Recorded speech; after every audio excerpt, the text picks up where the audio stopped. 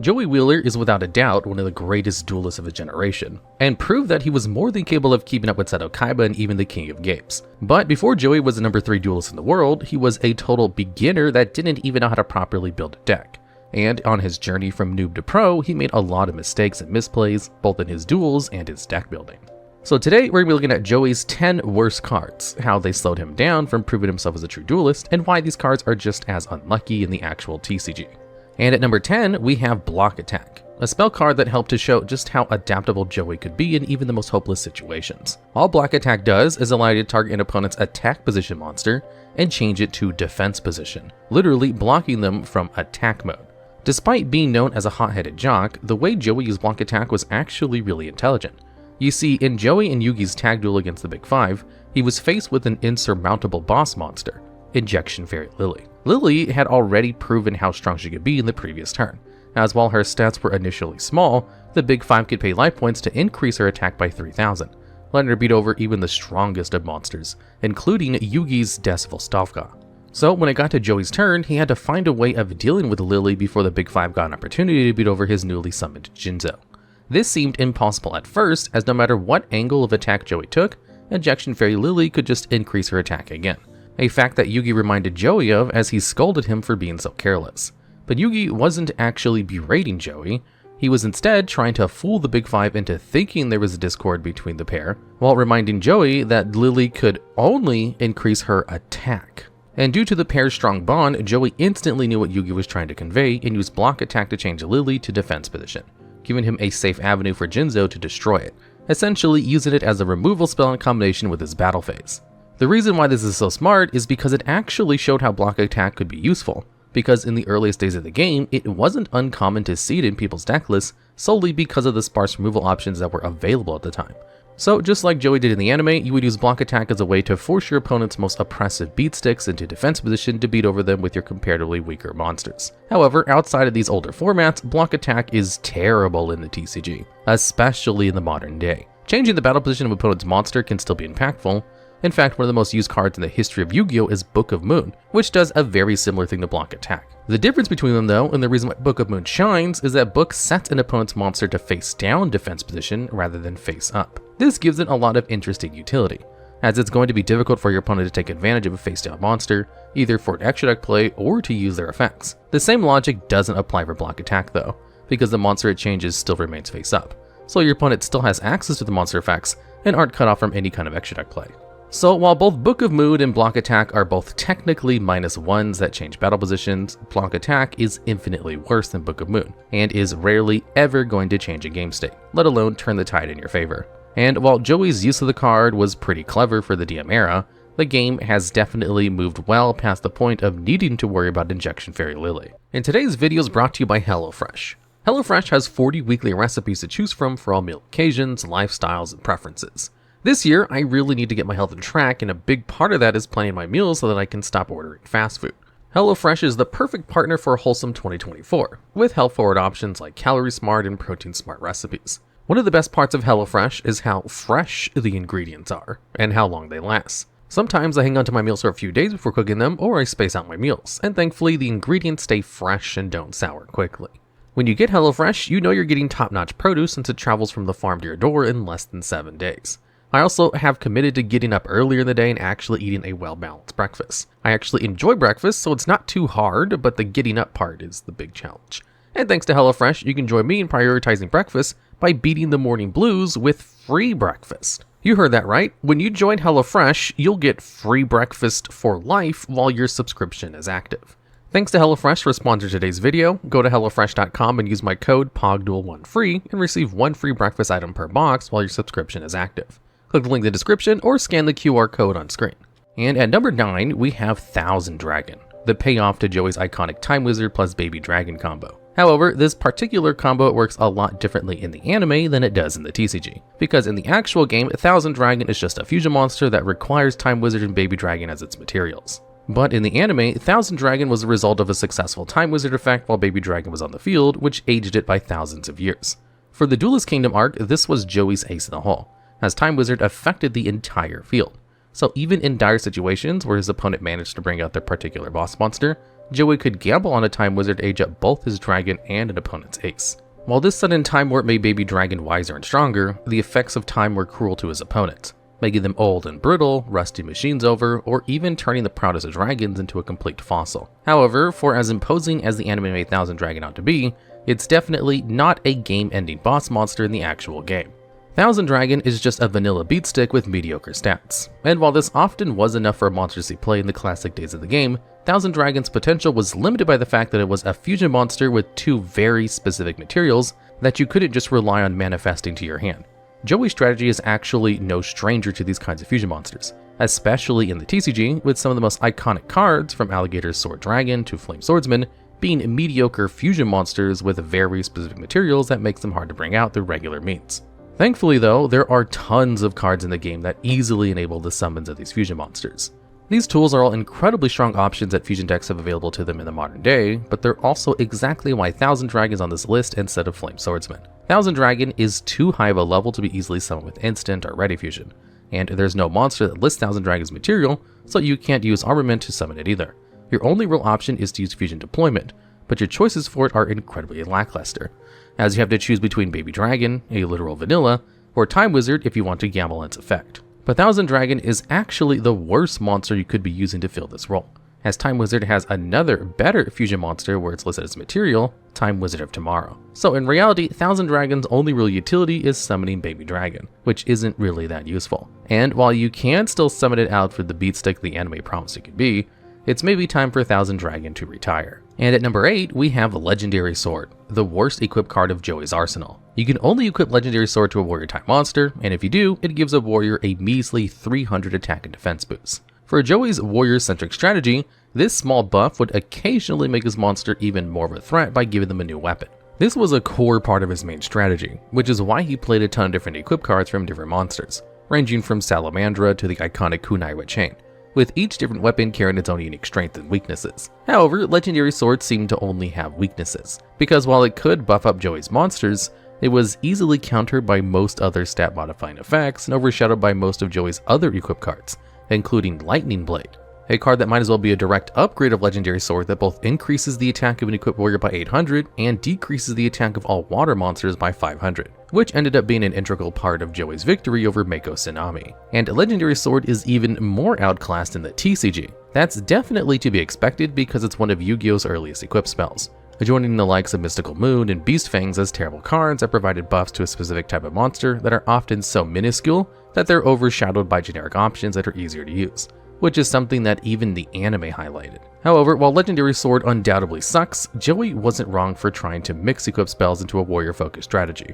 Warriors and equips have a pretty storied history, from the likes of the Benkei OTK, which showcased the game-ending potential within Mage Power, to Infernoble Knights in the modern era, a deck devoted to using equip spells to help their warrior monsters combo off. And strangely enough, one of the linchpins in this deck happens to be a card with an eerily similar effect to Legendary Sword, Divine Sword Phoenix Blade, an equipped spell that can only be equipped to a warrior monster and makes them gain 300 attack. But the reason why Phoenix Blade is such a legendary sword isn't because of its buff. It's because of its ability to recur itself from the graveyard, and paired especially well with Isolde, Infernoble Knight's main combo enabler that could actually have sent Phoenix Blade directly from the deck to the graveyard for the cost to help summon out any warrior monster from your deck. By sending Phoenix Blade with Isolde, Infernoble was virtually always guaranteed to have an equipped spell in hand to enable your best monsters. This one seemingly minor effect has been enough for Phoenix Blade to be banned in both the OCG and Master Duel, and is a huge part of Infernoble's strength in the TCG despite its actual effect being the same as an early equipped spell. However, if that buff was the only effect Phoenix Blade had, it would have definitely joined the ranks of obscurity alongside Legendary Sword. And at number 7, we have Leogun, the worst normal monster that Joey ever used. Leogun is supposedly a huge monster that has a mane of a lion, but its stats are really unimpressive for a monster that requires a tribute to bring to the field, standing at a weak 1750 attack and 1550 defense, making it no king of the jungle. This was made especially apparent during the only duel this series in which Leogun was summoned, Joey's Duelist Kingdom match against Rex Raptor. For Joey, this duel was a matter of pride as he wanted to prove that he could stand on his own 2 feet as a duelist, and because Yugi, Tay, and Tristan were all banned from cheering him on, this duel was his first real opportunity to show just how far he'd come. But that's easier said than done. Joey had definitely come a long way from when he had first started playing duel monsters, but like anyone learning a new game, he still made mistakes. A lot of them. and gave Rex an opportunity to destroy his baby dragon before he could perform his Time Wizard combo. And that's not the only mistake Joey made in this duel, because on his following turn he summoned out Leogun, whose stats were just enough to deal with King Rex. Or at least they would have been, because Joey actually forgot that the field power bonus of Wasteland increased the attack of Rex to over 2000. So when Joey declared his attack, Leogun was immediately destroyed. Thankfully, he later managed to turn the tide of the duel thanks to the hidden strengths contained within Swamp and Lava Battle Guard, the representation of his bond with Tristan that gave Joey the resolve to fight on.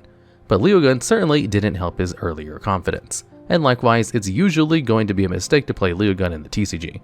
Leogun's attacks doesn't justify its level, because while in Duelist Kingdom you can bring it out for free, in the TCG you have to have tribute material ready if you want to normal summon any level 5 or higher monster. This was especially common of a tactic in the early days of the game, as you could trade weaker level 4 lower monsters often for beefier stats, which is why the likes of Judgment and even the Blue Eyes White Dragon all saw play in these early formats, as even a 2000 defense wall wouldn't be able to protect them from the game's strongest monsters.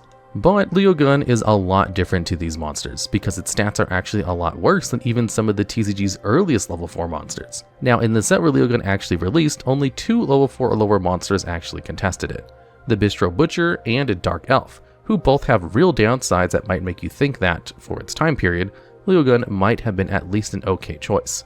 But the very same set also released Summon Skull, a monster that, like Leogun, required 1 tribute, but instead of being contested by level 4 monsters, Summon Skull stood at an absurd 2500 attack. So Leogun was immediately power crept the second it was released. There was never any need to play it in anything, because if you were spending a tribute and a normal summon to bring out a beat stick, you'd prefer one with better stats. The modern game hasn't been any kinder to Leogun either, as now it's just a forgotten normal monster of days gone by. While we can definitely recognize that Leogun is one of Joey's worst monsters and a deck building mistake, it was these mistakes, misplays, and misunderstandings that helped make Joey the duelist he is today. So while Leogun sucks as a card, it's a reminder that we all make mistakes, and with a little help from our friends, we can learn how to improve on them. And at number 6, we have Insect Queen, one of the cards that Joey obtained from his Battle City victories. Insect Queen gains 200 attack for every insect on the field, including herself, giving her the potential to be somewhat of an impressive beat stick, especially when paired with her second effect, which lets you summon out a free insect token during the end phase if she happens to destroy a monster by battle. However, Insect Queen also comes with a really unfortunate downside, because in order for her to attack, you have to tribute a monster. Most people usually don't associate Insect Queen with Joey, and for good reason, because this particular card was the ace monster of Weevil Underwood, a well-loved but mostly hated antagonist that used sneaky and conniving tactics both inside and outside of duels in order to gain an edge against an opponent, including throwing their cards overboard if he knew he couldn't beat them. However, Joey had actually won this card from Weevil due to the anti-rules of Battle City, which meant that the loser of the duel had to hand over their rarest card to the winner. Every card he gained from his Battle City victories were more than just monsters. They served as proof that he'd stepped out of Yugi's shadow and deserved to be in the finals for his own merit. And in his duel against Odeon, he summoned out every one of those monsters. Jinzo from Espa Roba, the legendary fisherman from Mako Tsunami, and of course Insect Queen from Weevil Underwood, all of whom protected Joey's life points long enough for him to realize that Odeon wasn't the real Merrick. That was the only time Joey summoned Insect Queen though, and it was very quickly being over by Odeon's Beast of Serket. But we did get to see its offensive potential in Weevil's Battle City duel against Joey, where the Insect Duelist set up a really nasty loop that covered the Insect Queen's main downside. By summoning Cockroach Knight to the field, Weevil contributed so that the Insect Queen could attack. Then Cockroach Knight returned to the top of the deck, which guaranteed that he'd draw a monster again next turn in order to tribute for Insect Queen and continue her onslaught, which would have actually been a duel-winning play if it hadn't been for Joey drawn into Graverhopper to use Weevil's Eradicating Aerosol against him. The thing about this loop though is that it's a lot of work in order to enable a terrible payoff. Insect Queen has the potential to be a decent beat stick because by birthing new eggs she buffs her own attack, which theoretically allows her to grow stronger every turn by letting you gradually overwhelm even the most invincible monsters. But Queen has a few issues that have really held it back. If you don't have the extra bodies on field to tribute, then it floodgates itself from attacking. So you have to ensure that you have the resources available in order to bring Insect Queen to the field alongside another monster, which is actually a pretty tall order. Even Weevil had to rely on Pinch Hopper and a loop with Cockroach Knight to ensure that Insect Queen could remain a genuine threat. Now, this issue is slightly mitigated by Insect Queen's production of tokens, which, if they survive, are guaranteed fodder that you can use for Insect Queen, or even link off in a later turn. But they do need to survive, which is pretty unlikely given their laughably terrible stats, that provide your opponent with a clear opening to deal a ton of damage without needing to interact with your main boss monster. Some of the cards that Joey won from Battle City were definitely better than others, and the Jinzo that he won from Roba even became a mainstay in his strategy.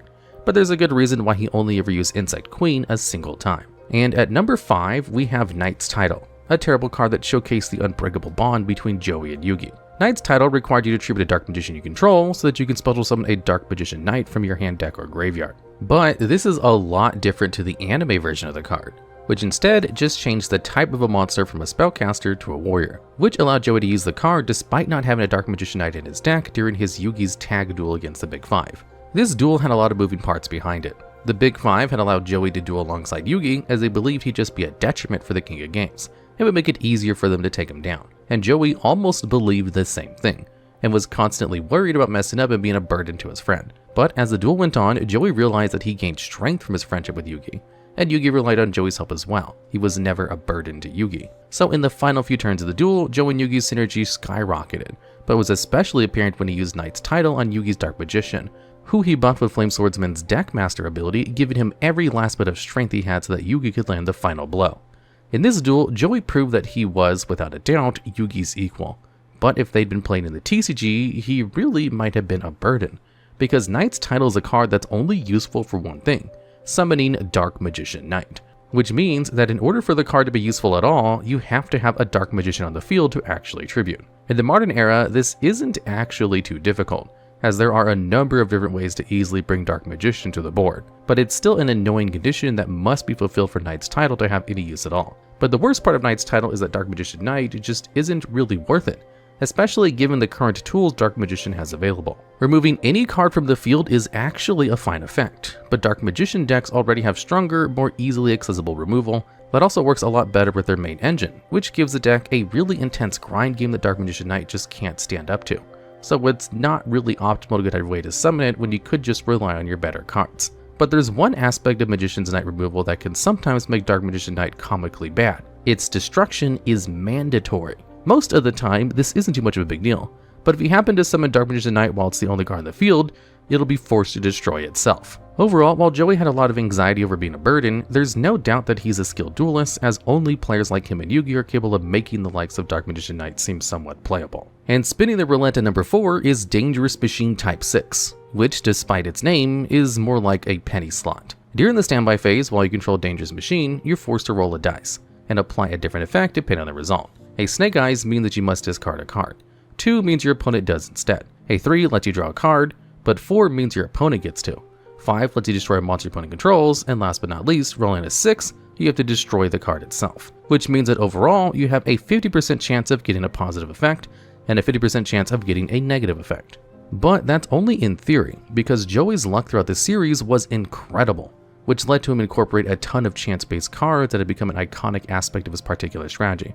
Because while he had definitely faced their potential downsides, more often than not, Joey would hit the jackpot. And the same is true of Dangerous Machine, because in Joey's duel against Siegfried von Schrödinger during the KC Grand Championship, he had the chance to use Dangerous Machine's effect twice, and in usual Joey fashion, he rolled a 3 each time, letting him draw 2 cards in the machine, so it was just a pot of greed. However, by using Dangerous Machine, he might have tempted fate one too many times, as he actually ended up losing the duel because he missed a 1 in 3 chance with Compensation Meditation to end the battle phase, giving Siegfried a clear shot at his life points. And if you happen to play Dangerous Machine in the TCG, you'll find yourself similarly unlucky. Chance-based cards are inherently risky because you can't always rely on Lady Luck to smile on you, but that doesn't necessarily mean that all cards that rely on random chance are terrible, as there are a ton of luck-based cards that see play even in the modern era. But these cards, more often than not, have a high reward for a pretty low risk. Now, Joey's usual preference for his lucky cards was to play high-risk, high-reward games.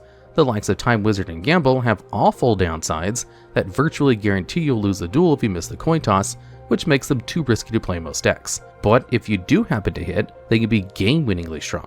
But Dangerous Machine might just be Joey's worst gamble card, because not only are its payoffs mediocre, it's also difficult to even use in the first place. By playing Dangerous Machine, you're already accepting there's a 50% chance that it just ends up benefiting your opponent in some way. But because you have to wait until your next standby phase before you can even use it, there's a 100% chance that it does nothing on the first turn of the duel. So in a way, you're not just gambling on Dangerous Machine to benefit you, You're also gambling with the chance that you'll even make it to the standby phase to begin with before your opponent either removes Dangerous Machine from the field or just OTKs you. And even if you make it to your standby phase, you have to roll the roulette, with each potential downside Dangerous Machine being made twice as bad because your opponent has no skin in the game since they haven't had to invest anything into the gamble, unlike you who had to activate Dangerous Machine in the first place. So if you're forced to discard a card, you've used one of your own cards to lose a card. If your opponent gets to draw a card, you've used a card to allow them to go +1. And if Dangerous Machine destroys itself, you've used a card that does nothing and went -1 for no reason. But even if you get a good effect, they barely make up for the risk you had to take, with each easily positive effect being easily replicated by other cards that don't require you to wait an entire turn to actually use. Even if you had the exact same luck as Joey, you'd never want to use it with a card as bad as Dangerous Machine, because while Yu-Gi-Oh has a lot of luck, skill is also a huge factor. But even the least skilled deck builders out there are going to know to avoid such a volatile, unstable card for better options. And at number 3, we have Gearfried The Swordmaster, a warrior that supposedly had no equal, which is why the only way you can summon the Swordsmaster is by releasing Gearfried the Iron Knight from his restraints. And while on the field, he lives up to his legend, as the moment Gearfried is equipped with a card, it'll devastate the battlefield, and force you to target a monster your opponent controls to destroy it. Joey had been quite captivated by this warrior story. Gearfried had been an iconic part of his arsenal since Battle City, but it was only during his duel against Rex Raptor during the Orichalcos arc where he got to learn Gearfried's full story. Having no equal in the world of duel monsters, every time he picked up a weapon, he could slash at the sky and break the earth, which is why he encased himself in an iron armor in the first place in order to limit his strength. Joey had yet to release Gearfried from these restraints, but after Rex activated the Seal of Orichalcos, his very soul's on the line. He couldn't afford to hold back against his old rival no matter how much he tried to reach out to the stubborn dinosaur duelist.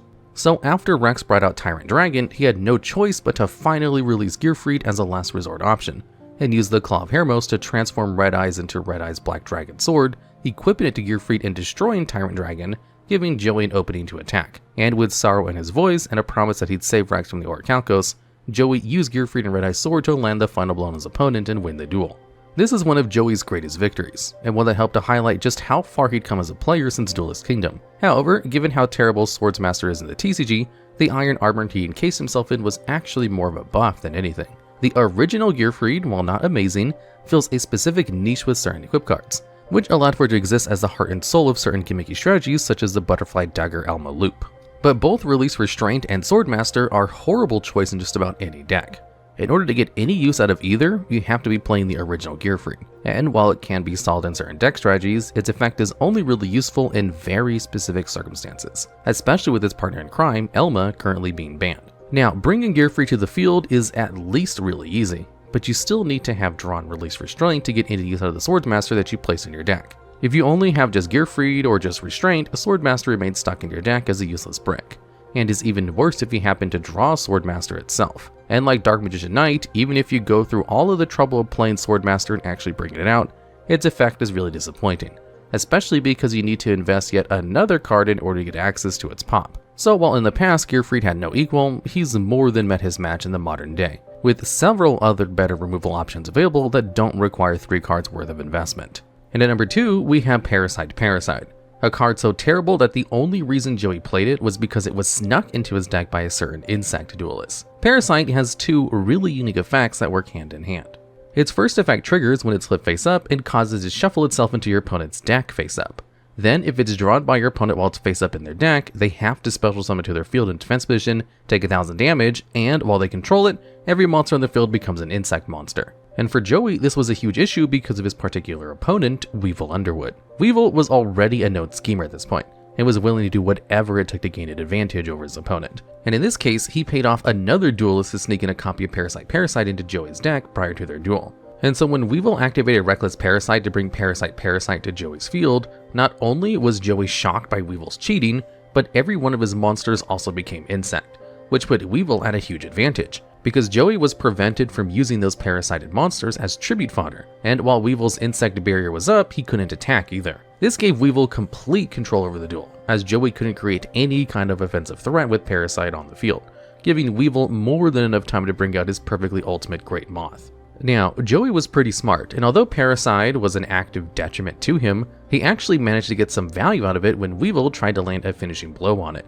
which allowed Joey to use both Graceful and Skull Dice to boost Parasite's attack to be well over Great Moths. However, this was just one part of Weevil's plan, as Parasite also aided his second boss monster, Insect Queen, whose attack increased based on the number of insect monsters on the field, which meant that the more Joey tried to defend himself, the stronger Insect Queen became. Thankfully, Joey managed to win this duel in the end thanks to Metal Armor of Gearfried, which meant that it couldn't be infected with any kind of parasite. You might think that after this match, Joey would have immediately taken Parasite out of his deck and never use it again, but he simply forgot to do that. And in his next duel against Mako Tsunami, the first card he drew happened to be Parasite Paracide. Joey was still pretty cunning though and tried to use Parasite to his advantage by setting it into the field as a trap, thinking that if Mako attacked, Parasite would be shuffled into his deck and potentially infect his monsters. But that didn't happen, because in order for Parasite to use his effect and flip face up by battle, it has to survive. So it ended up doing absolutely nothing. And funnily enough, this is exactly how the card works in the TCG, and only part of the reason why it's so terrible. Flip monsters already have a pretty rough time getting access to their effects, as sending a monster and hoping that it either survives or gets flip face up during your opponent's turn is really unreliable as a game plan. The same is true for Parasite, but it's even worse than other flip monsters, because if Parasite is flip face up by battle, it must survive if you want to shuffle it into your opponent's deck, as otherwise it'll be sent to the graveyard just like in the anime. But being so hard to activate might just be a blessing in disguise, because Parasite's effect is actually a benefit to your opponent in the modern era. It's unlikely that Parasite will ever find its way to the top of your opponent's deck in the first place by the time they next draw. But if they do, you're giving your opponent what is essentially a free body that they can tribute off, or just use for an extra deck play in exchange for a mere 1000 life points and burn.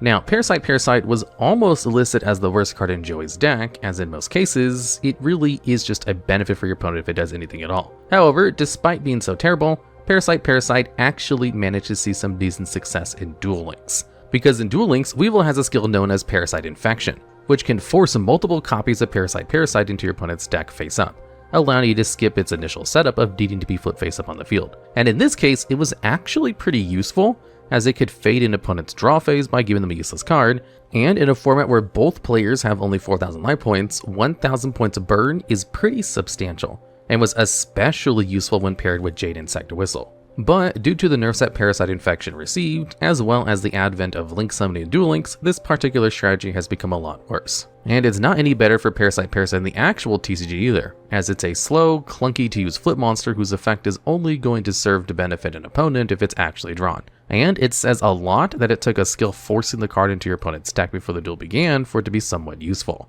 And at number 1, we have the Red Eyes Black Metal Dragon, which holds the title of being both the worst Red Eyes card and the worst card in Joey's deck, which is a pretty wild title given the number of bad cards in both. But Red Eyes Black Metal really takes the cake because it's just a 2800 attack vanilla with a difficult summoning condition, because the only way you can summon Black Metal is from your deck by tributing a Red Eyes Black Dragon that's been equipped with Metal Morph. In the early anime, being a beat stick was all you really needed to be an impressive boss monster, and we got to see Black Metal Dragon appear as a real threat in Joey's Duelist Kingdom's semi-final duel against Bandit Keith. Joey didn't actually play Metal Morph himself until the Sylvia Orichalcos arc, so during the Duelist Kingdom arc, it was usually impossible for him to summon out Black Metal Dragon. But due to its ability to convert non-machines into machine-type monsters with spell-proof armor, Metal Morph was a staple of Bandit Keith's strategy, which allowed Joey to copy its effect with Copycat. This was a genius play, and one that turned the tide of the duel completely in Joey's favor, with Black Metal Dragon dominating the field with its monstrous stats. In fact, Black Metal Dragon was such a dominant force that Keith had to resort to cheating in order to try to deal with it. But even with these less than savory tactics, Joey's cunning kept Black Metal Dragon on the field, and ended up scoring him a huge victory against the United States champion. However, if Joey used Black Metal Dragon in the TCG, there's a chance that he wouldn't make it to the semifinals in the first place, let alone defeat Bandit Keith. Black Metal Dragon has a lot of issues that are similar to other terrible boss monsters in Joey's deck, in that it's got a very specific summoning condition that's fairly difficult to pull off, and even if you do manage to bring it out, its particular payoff just isn't worth the hoops that you have to jump through to get to it. However, Black Metal Dragon is unique amongst these terrible boss monsters because if you fulfill its needed summon conditions, it might just be better to not summon it out at all. You see, Metal Morph increases the attack of the monster it's equipped to by 300, and so if you equip it to Red Eyes Black Dragon, it'll reach 2700 attack, which is only 100 points lower than Red Eyes Black Metal Dragon. So technically speaking, summoning Black Metal Dragon is an upgrade, but an incredibly minor one that's unlikely to turn the tide in your favor. And the reason why this is often worse than just keeping Red Eyes is because Metal Morph has an extra effect where if the monster it's equipped to attacks, it gains half the attack of the monster it battles. This is an impressive effect, as it makes whatever it's equipped to into a real threat that's capable of taking down even the strongest of beatsticks. Because even if your opponent has a 5,000 attack monster on the field, a Red Eyes Black Dragon who with Metamorph would be able to easily clear it by reaching an incredible 5,200 points of attack. But the same can't be said for Red Eyes Darkness Metal, because while its attack is 100 points higher than the Metamorph Red Eyes, Metamorph's effect doesn't carry over, which makes Black Metal Dragon much less of a threat than its original counterpart. So overall, Black Metal isn't just difficult to summon, it's one of the worst payoffs in the game, and is actively worse than just keeping Red Eyes Black Dragon on the field. It's basically as if you're dropping a kaiju on your own Red Eyes. And while Joey managed to make the card seem deadly, most duels in the TCG won't have the same luck trying to make this terrible card into a real threat. Alright, and that's the list. If you think we missed even some worse cards, or you have any ideas for other characters you'd like for us to cover next, please let us know down in the comments below. Remember to like the video, subscribe if you want to keep up to date on future lists, and thanks for watching.